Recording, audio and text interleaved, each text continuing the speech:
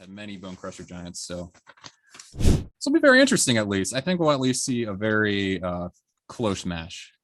Yeah, the interesting thing is in sideboard it looks like there's only one anger of the one anger of the gods. So one burning hands, hands one burning and hands. two abrade. So note like one sweeper. Yeah. Board, okay. Which means that if Christopher loses the board, it's going to be really hard to recover. But looks like we're underway. Albert's going to lead things off with an Overgrown 2 untap going to 18 and a Llanowar Elves. A optimal start for the Elves pilot, the experienced Elves pilot. And it looks like based on the way that Chris's deck constructed, he doesn't have any turn one answers to the Elves. He's just going to try to develop his own elf off of the lair. So the play will be very big here for Albert because there will be nothing that Chris can do to stop that. Definitely for both players. Like winning the die roll seems really important in this matchup. Oh, absolutely. So we got Steel Leaf Champion on turn 2. Yeah, that's big. That's literally magic as Garfield intended. Yeah, that is a 5/4. I don't think it's going to be getting blocks more than likely. That's bigger than most of the creatures in Chris's deck, honestly.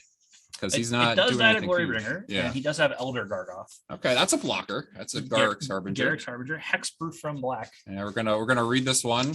So what I believe is when it hits you, you get to look at the top 4 or 5. Do you remember? Cards equal to the damage dealt. Oh, okay. So it is 4. Trample Yes. also. It has trample as well, and you get to get a green creature or Garrick Planeswalker. I believe. Yes. Yeah. It might be green creature or green planeswalker. But we got a big play here for Albert. We got an Elf Lord here to make his Steel Leaf Champion big enough to come across and not straight with that Garrick's Harbinger. Yeah, so 6 damage across, putting down Chris down to 14. Another Elvish Mystic to follow up. And yeah, he's getting the ball rolling, as they say, the elf ball rolling. Yeah, no land drop, but that means he's got all gas. Doesn't really matter. So Halana, do you know what this card does, Chase? I am about to give you the assist on this one. I believe it can kill things. I know that which would be pretty big. They're partners and or roommates, depending on how you which localization of the game you play. So it gets counters. I believe it gives counters equal to its power to something. And is a 2/3. 4 mana, 2/3, first strike reach. Yep. Beginning of combat on your turn, put X/1/1 counters on another target creature you control, where X is Halana and Alarm's power. Okay. That creature gains haste until end of turn. All right. So Garrick's Harbinger getting 2 counters, going into the red zone for 6. And we're gonna look at some cards here. Yeah, at the very least. I assume Albert will not be blocking. I don't believe he'll be blocking. Oh, interesting. Does it not have trample? My bad. Garrick's Harbinger might not have trample. I believe it does not then, if that's the play that. And if that's the case, he's blocking with the Elf Lord, which means he has big plans for that Elvish Mystic. Yeah. So we got 4 mana here, looking like a collected company. I saw him rolling it up there earlier, and that it is. See what we can hit. 2 more Steel Leaf Champions. Yeah, that'd be nice. I see one in there. Double Shaman in the pack. Yeah.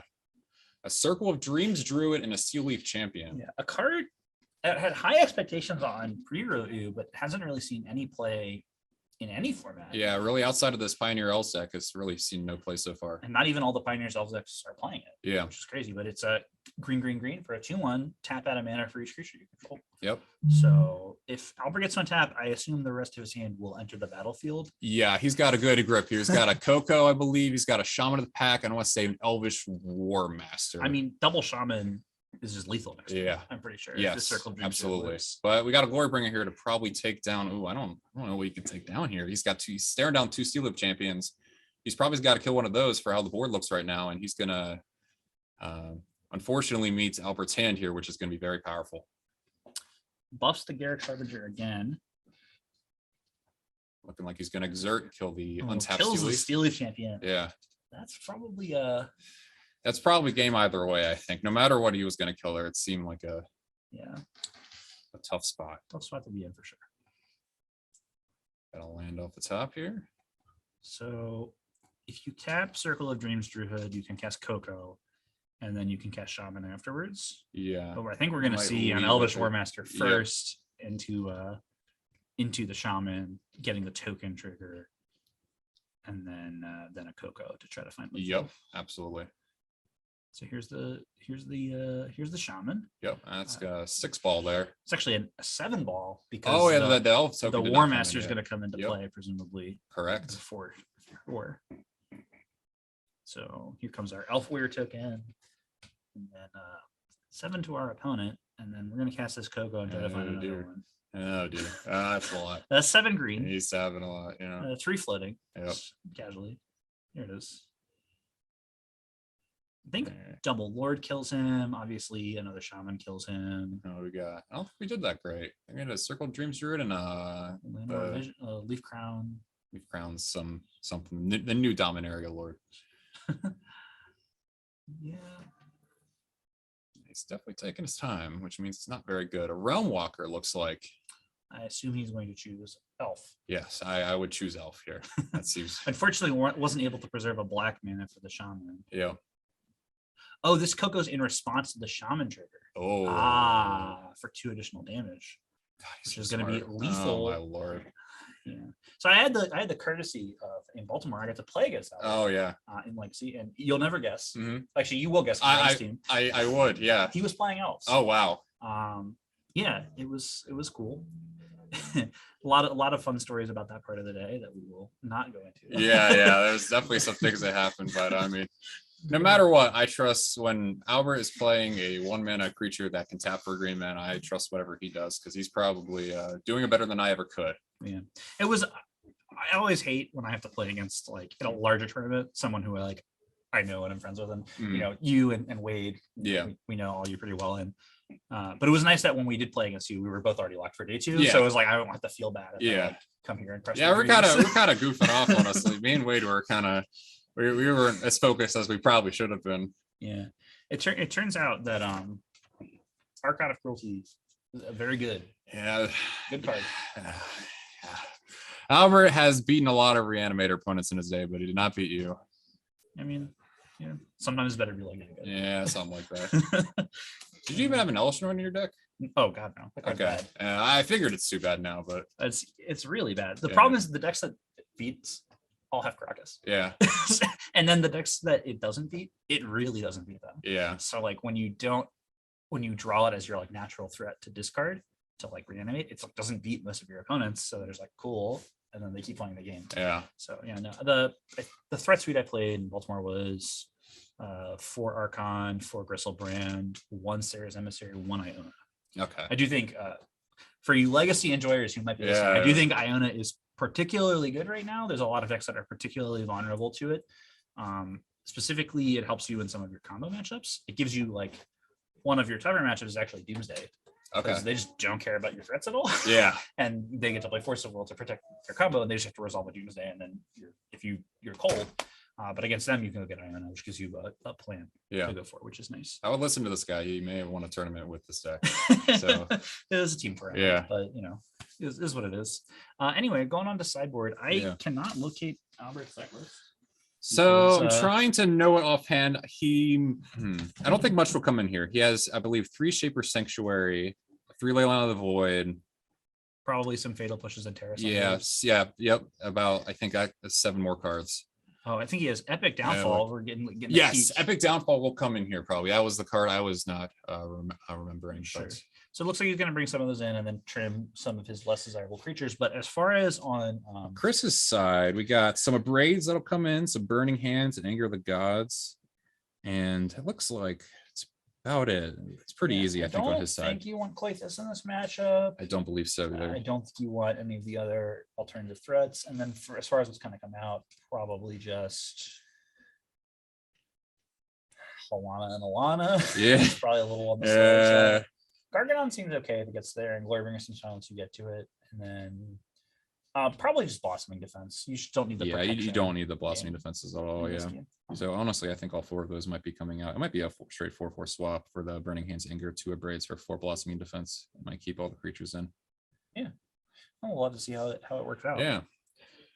But we'll see. Yeah. We will see. Looks like we're getting shuffled up for game 2.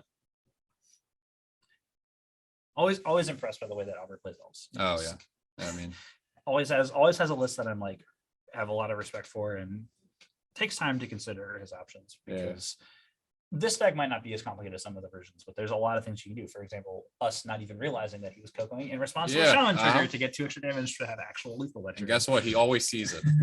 He does always see it. Yeah, the only person who made a mistake when I played my match against him was me. Yeah. And luckily that didn't matter. Yeah. But was a mistake. So Chris shocking in, hopping around to get an Elvish Mystic, and Dueling Mystics. Off of Forest though. So Yeah. someone is #winning. Oh, Den of the Bugbear. Let's see what we got. Spellbreaker. Okay. Gruul Spellbreaker. So Let's this creature has Riot. Yeah. I believe we're selecting a counter instead of haste. It can't be the target of spells or abilities on your opponent's turn. And won't come up here much, but 4/4 trample. Has trample. Yep. Yeah, it's a big guy. Speaking of big guys, that's a 5/4. That is a 5/4 that cannot be blocked by creature power 2 or less. It's like a game trail. So do you think Albert will trade if the trade is offered?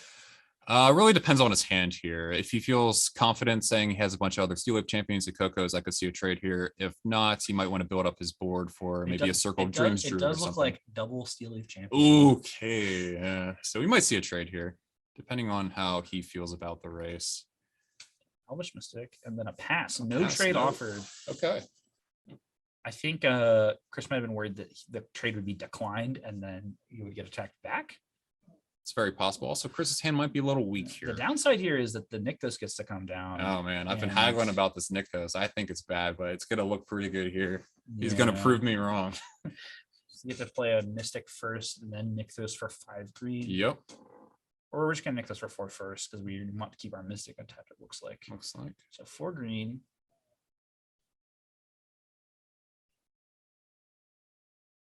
Second Steel Leaf. Okay. Looks like just another Llanowar Elf. No Llanowar Elves. Interesting to think. Probably would have been better to play Circle of Dreams Druid this turn. I don't know if Albert knows how few interactive spells Chris has in his deck, but that's very likely to stick. And if it does, it's going to generate a lot of mana extra. Yeah, I think there's a lot of, I think what you just said, there's a lot of open-endedness with Chris's deck list, and Albert might just feel good about the race getting more 5/4s into play and not really value that Circle of Dream Druid very highly here. So Carplusan Forest land return for Chris. Beautiful Ice Age copy. Yeah. I'm not so much It's okay. They're brown. You're allowed to be wrong. Yeah. I mean, it's okay. I'm not, but that was the one thing I was excited about when Dominator United came out. I'm like, I don't have to buy these lands. Yeah, you had them? Okay. Straight had them. I didn't have them. Well, Yeah. that's probably why you don't like these copies, Yeah. because these ones are Who we were playing some games earlier. Who won those? getting dunked on here. Yeah. So it's a glare that looks like, is that a Kloithos? I believe that's a Clythus. Okay, so that did come in from the sideboard here. I mean, it makes sense if your plan is to get more attrition and will slow the game down. This card is good in a slower game. That's very true, and also kind of, I wouldn't say trivial, but could definitely be turned on as a creature at some points because Albert is not killing many of. For sure, and then once it is a creature, it lines up reasonably well once it's on the absolutely. Board. So we're only 3 devotion away from it turning on, and yeah, I'm trying. Albert has a lair. He played for a turn. Looks like we're gonna nick this for 5 green. 5 green. And there's another Steel Leaf champion. Yeah, he only draws Steel Leaves. Yeah, I mean sometimes it's better to be lucky than good. And Yeah, now we're gonna see the Circle of Dreams come down. Okay, yep. So that next turn when the Realm Walker comes down, we got the mana ready to go. Yeah. And in for another 5. That's gonna put Chris down to 13. You guys spy Burning Hands from the Gruul player. Would have been yeah. He's gonna go to his first main phase. He's gonna remove the Steel Leaf champion. Albert's gonna go to 18. Chris is gonna go to 15. So what do you Burning Hands is the next question. That's a very good question. But it has 1 card. Yeah. I think it depends on how well he feels about maybe blocking these Steel Leaf champions. Well, fun fact, you can't block the Steel Leaf champions currently. Well, if he has a say a Gruul Spellbreaker or something like that. Sure. Which doesn't look like he has any of that, so he probably needs to kill one of these 5/4s because Shaman of the Pack the draw for Albert. No black source currently. Yep. And base is a little on the shakier side. It is definitely 3 Nykthos. Yeah, I was, I don't know about that. We're gonna send in our 2 Steel Leaf champions. Yeah, I'm expecting a Burning Hands here on one of them. I can't imagine you can go to 5 here. Yeah. Like if your opponent just companies into a shaman, you just die. Yeah. Like I don't think you can take Den of the Bubble could block here if you so chose. That seems like Yeah. a worse proposition than casting the Burning Yeah. Hands. So Burning Hands, Yep. that takes 6. And then Chris will take 5 and go to 10. All right, let's see what we've got. We're going to spend 3 mana. Player probably play this Realm Walker. Yeah. See if we can go crazy. Choose Elf, I believe. Don't think that's a hit. Well, it might not be. Albert is not one to rush to do things. I know his mannerisms. Yeah. It is in fact not a The hit. card is bad. Claythus removing the Steel Leaf, putting Albert back to 16 and Chris up to 12. I think this Koithos is going to prove me a little bit wrong this game. I think It does look pretty good here. If the plan is to get into an attrition game plan, here's a Fable coming down, giving This is pretty good because I assume Chris's hand is very lackluster. Yeah, So, the last couple of turns have been a bit anemic. Yep. Still don't have a blocker for the Steel Leaf, but Yep. we have plenty of blockers for the other creatures, which is important here because Chris really a Coco off that, so oh, that's yeah, not yeah, really a a brick bad at all. one. Yeah, Okay, yeah. I can read him. Yeah, says the guy. Yeah, I think this Lair of the Hydra might be getting animated potentially this turn. That's okay. You know, that's a Leaf Crown.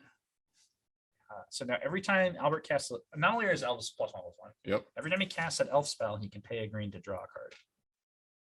And I think we might be casting an Elf spell here. So activating Nykthos now. Okay. For 8, 9, 10 mana, 11 mana. Favors all. So 11. Yeah.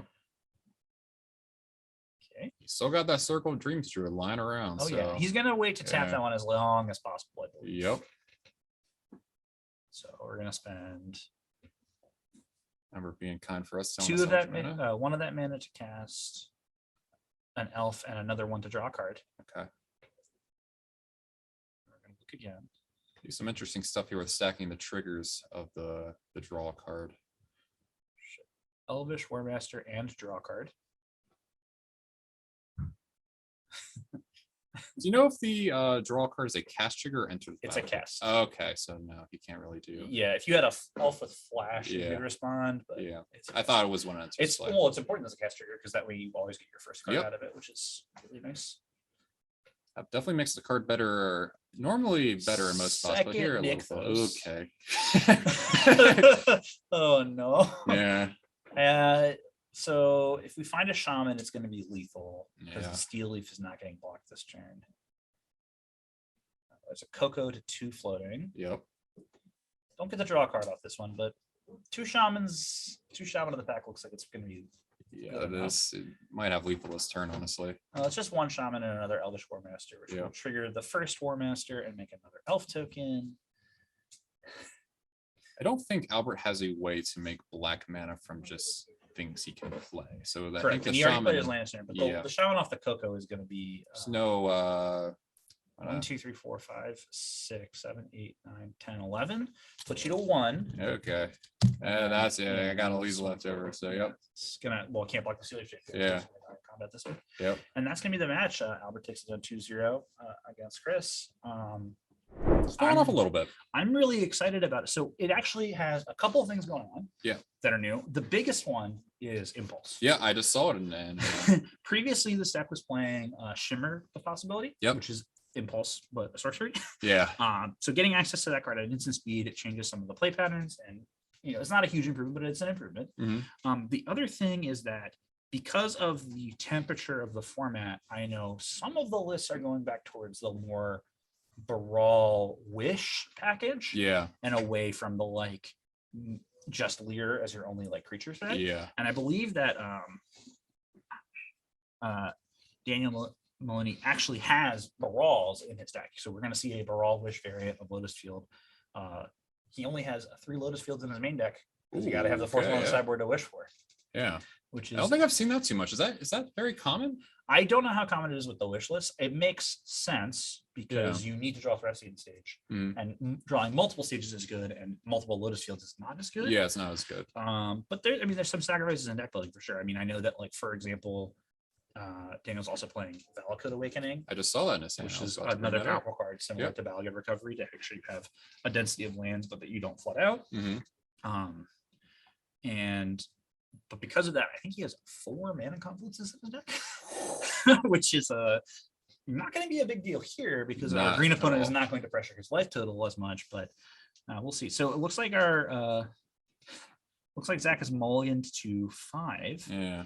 And see if we can get things kicked off with a forest into, you guessed it, Oath of Nissa. Oath of Nissa, okay. You're tripping me up there. I think you're about to say Atlanta War Elf, but yeah, the elf's not as good in these hands once you're fewer cards. Yeah. But he's still probably gonna take it off this oath here because the other card's an oath and yep. Yeah. I think he still would have preferred an Elf to turn 1. Yeah, so Zach is on mono green. Yeah. Yeah, and how do you feel about the Lotus Field matchup against mono green? So I have actual experience here, but usually Lotus Field, when it shines, is versus mid-range decks with a little interaction. And I think this kind of qualifies, but at the same time, if that is the case, then we would have seen a lot more Lotus Field through this metagame, right? Sure. So the weird thing is, like, you're correct, but all of the green decks have Damping Sphere. Yeah. So because they have this Karn that to get Damping Sphere in game 1, it's like very hard, and they want to play Karn anyway. Yeah. And by the time they play Karn, they know you're playing Lotus Field. Yeah. What is happening? So we Arboreal. Okay, yeah, this is too many lands here, right? That's definitely too many lands. Yep. Okay. Okay. All right. Yeah. We're just the Thespian stage. All right, you're up. Yeah. Not time for that yet. No, I don't think Alex Bertini is here today. So yeah. Just gonna play a Thespian stage tapped off of the Grazer trigger. Breeding Pool. That's a bit different. Important thing for those of you at home. Yeah, I'm gonna cast that. If you're playing any decks with Arboreal Razor, whether it's this deck or one of the Amulet decks, you can't put your MDFC cards in on the backside. So if you want to put Valakut Awakening into play, you need to play it as your land for turn. Or if you have a pathway land, you can only play it on the front side pathway off of the Razor trigger. Same thing with Cavalier of Thorns. Okay. So for example, if you're playing against a green-white version of this deck and they have green-white pathway in their deck, if they hit the pathway off Cavalier, they can only play the green side. Interesting. I never knew that because I have never registered a Warrior Grazer in my life, and it has plagued me many times as just being an O3. Why is it with reach? Needs to block Ragavan. Yeah, something like that. they future proof. Yeah. All right. So land looks like we had an impulse, and then we're going to play our land for turn, which is the Lotus Field, sacking our stage and mana confluence. This is a pretty good setup for the Lotus Field player. Yeah, no Karn. There's no way to play Karn plus Sphere this turn. I believe that's a Kiora. Yep. It's been played. And then we're going to minus our Kiora to untap one of our lands and play a 2-drop. Or we're not going to activate some damage with her mana. That's also possible. I think the key card in this matchup might be actually that Arboreal Razor just being a turn faster. Yeah, I mean, the hands with Grazer are like the green deck obviously has more 1-min accelerators than you do, but the hands with Grazer are the ones that have a chance to get in before Karn really shows up. And like you can see here, no lands to play for Zach.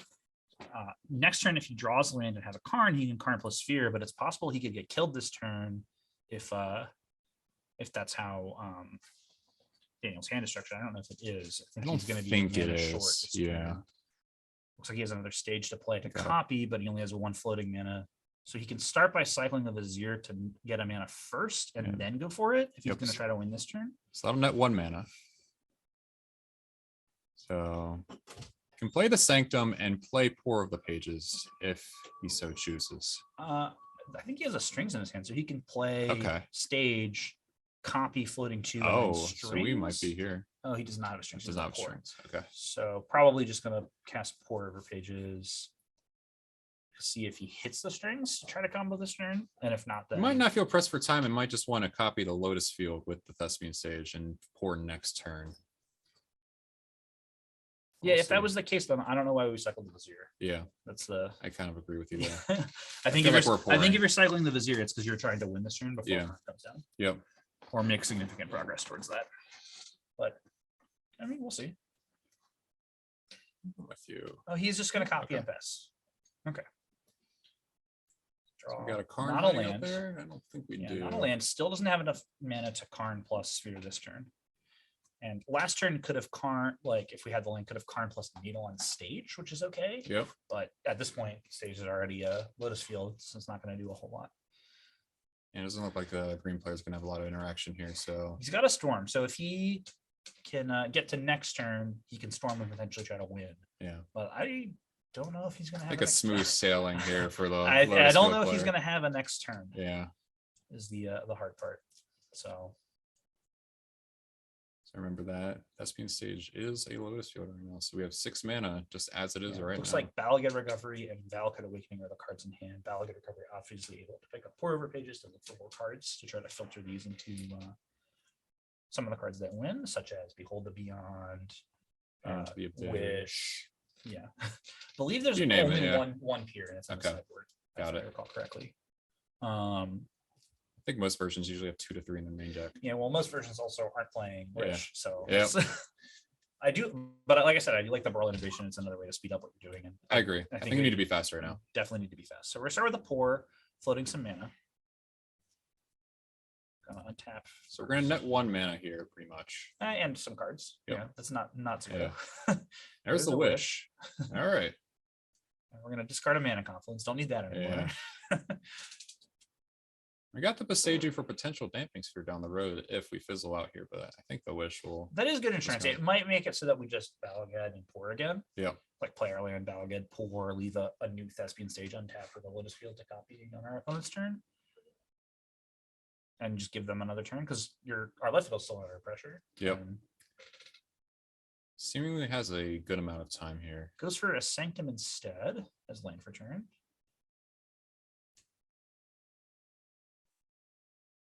Get back our pour maybe with the Balagad Recovery. So we're gonna float some Thespian stage Lotus Field mana. Using the green from the Botanical Sanctum, we're gonna pick up our pour over pages. We should have I two believe two 2 floating. floating. Yep. probably 2 blue, and then we're gonna pour again, I would assume. Yeah, seems good. Maybe a small mistake to not play the Sanctum instead of a Thespian stage I agree. here, but Color mana of the Sanctum doesn't really matter here, and the stage could come up. the stage will come up if we brick this turn Yep. to be able to. Also, you with pour, you draw the cards, then you untap the lands, then you discard. So you'll get to know if you've bricked before you decide which of your stages you're going to untap. If you're going to try to just make another Lotus Field or not. So I see a Cycling Triome, a Hidden Strings, and I think a Niv Mizzet was picked up for the 3 cards. And I believe we discarded another Lotus Field for the port.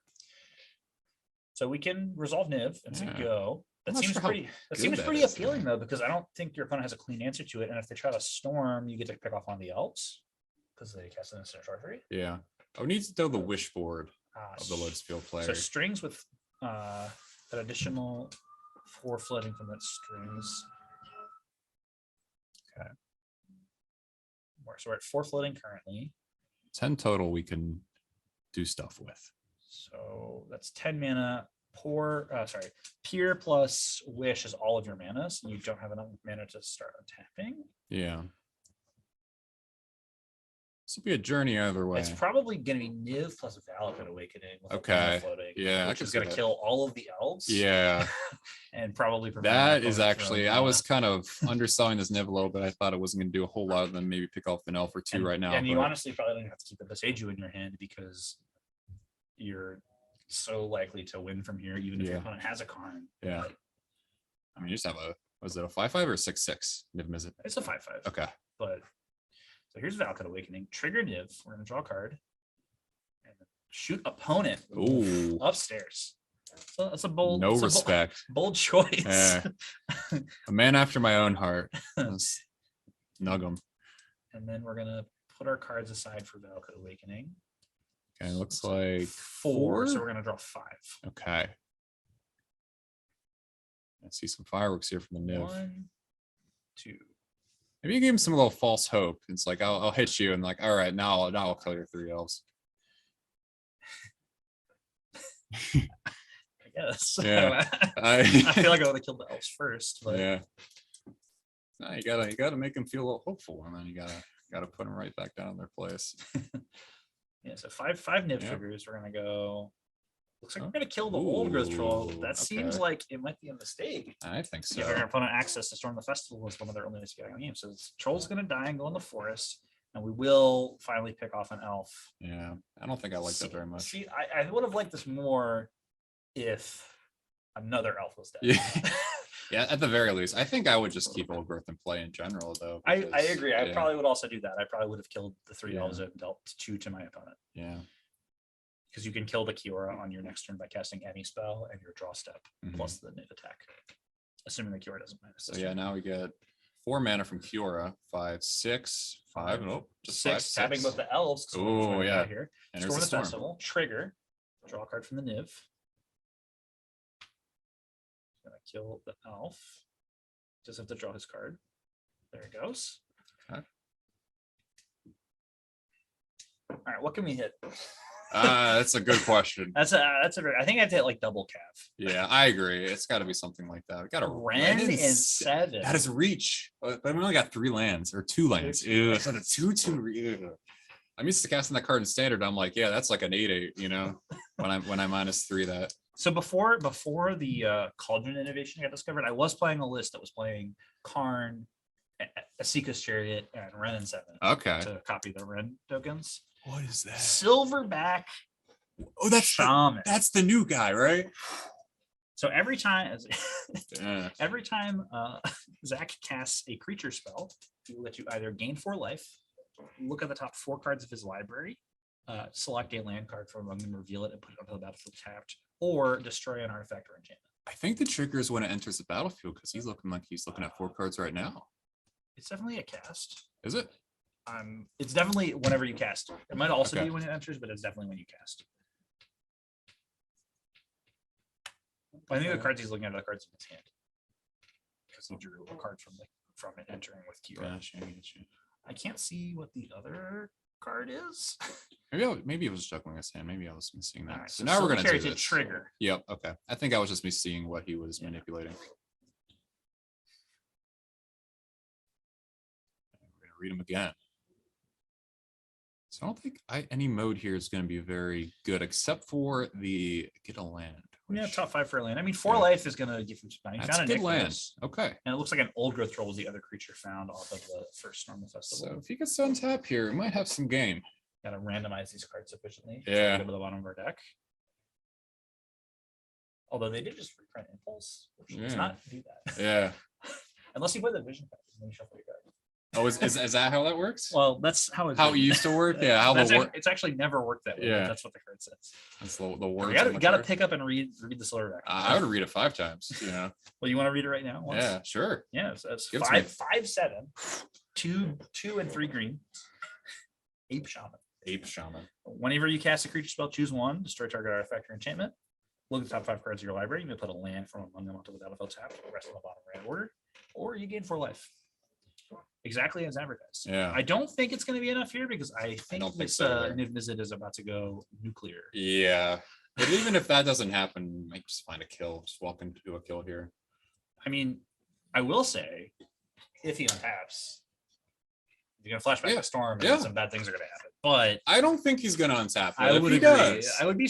I have not seen a Niv Mizzet in play for a Lotus Field deck have them untap and have the game not end. Yeah. Sometimes it's because they concede because they don't have anything. But, yeah. Might have enough Niv triggers just to kill the 5/7. Here's a Balgate recovery.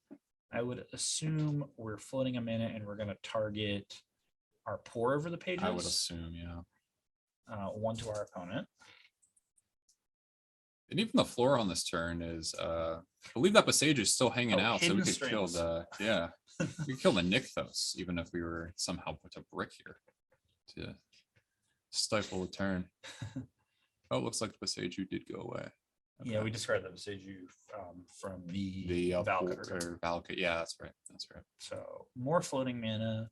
Gonna hidden strings, don't tap our things, draw another card. Yeah, boy. Shoot our opponent. Yeah. And here I like shooting. I do like shooting our opponent here. I want to win this. Yeah. Last turn I was in for not doing it because it was pretty clear we weren't going to win. But yeah. Oh, that's a Leer in hand and another hidden strings. I think that's sufficient to kill. That might just be lights out right now. Yeah. So here's a Lear. Yep. Which means the Storm of the Festivals will not be able to be countered next turn. Ooh. Which is pretty good. Another hidden strings, draw a card, shoot for 1. Tap lands.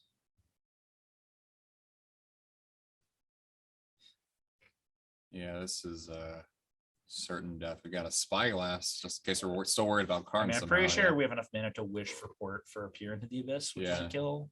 Yep.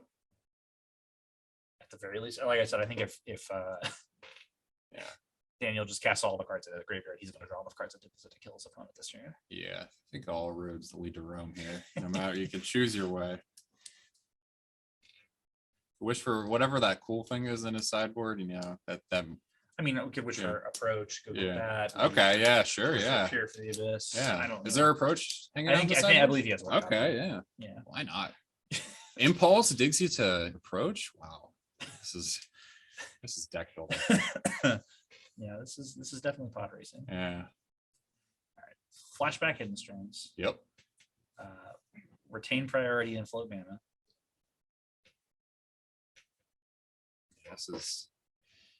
This is the good part of Magic. It's like, all right, you're definitely dead. How do I do it? The worst part here is, it's elimination. Yeah. Kattinger's got to sit here as the green player. Yeah.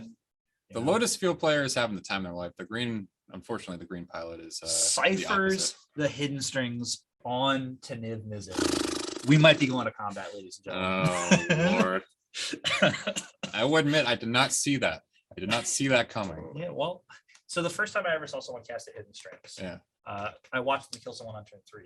They played it. Turn 1, Niv Magus Elemental. Oh. Turn 2, 3 hidden strings on their lands to untap them and cipher onto them in Vegas, and then go to combat, attack for 1, and make their Niv Magus Elemental a casual 7/8. My God. Yeah. So I know how Cipher works. For those of you at home who might not know, when you cast a card from the Dimir set, Gatecrash. From Gatecrash or Dragon's Maze, those cards with Cipher, as they resolve, you may choose to exile them encoded onto a creature you control. Mm-hmm. And whenever that creature deals combat damage to a player, you may copy the ciphered card and cast it for free.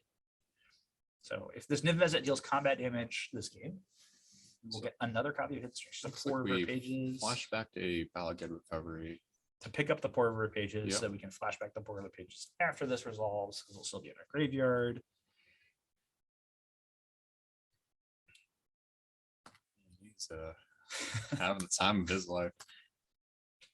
Yeah. There's the 4 resolving, 3 more damage. It's like 17 cards in hand. Yeah.